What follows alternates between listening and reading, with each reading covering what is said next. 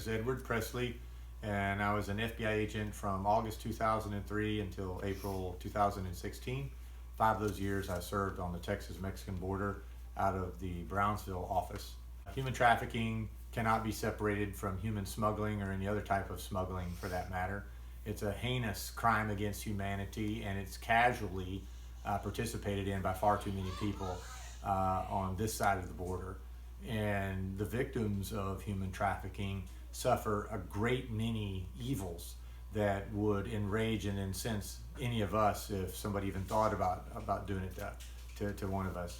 But we just kind of accept it, or it is what it is, because we've allowed the issue of immigration to be politicized instead of addressing the root and criminal cause of this human suffering that is derived from illegal immigration.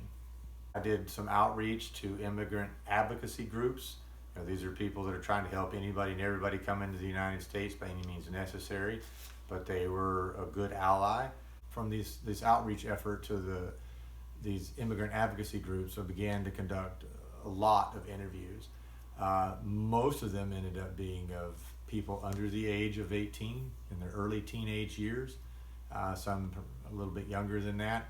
People, they casually participate, meaning someone on the Mexican side of the border comes up, let's say, with 100 illegal aliens, and they want to pass them off. They start calling people they know on both sides of the border. And so the people on the Texas side then get phone calls, hey, are you available to take, I have this many people, how many can you take? And they go through a whole list of people that they know. And then these people, they'll say they buy 20 or so humans.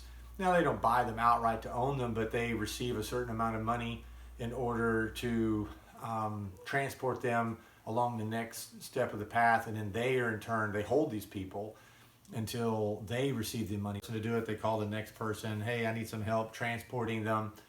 Hey, can you hold on to them? And so you would have stash houses where a lot of these people would end up. You have 100 people in a little house. Like think like a tiny little trailer, or think about a tiny little shack. You have 100 people in there. Trash cans overflowing with, used feminine hygiene products, paper plates, waste of all kinds, nasty conditions.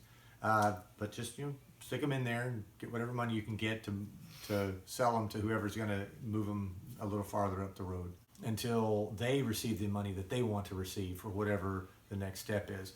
And so you have high school kids, let's leave track practice. I'm gonna go pick up 4 people in my car and drive them over to Aunt Rosita's place, and then she'll keep them. And if she doesn't have enough money, if the person that wants to transport them to the next leg of the journey doesn't pay enough, she might extort some, or have somebody that she knows extort money from them.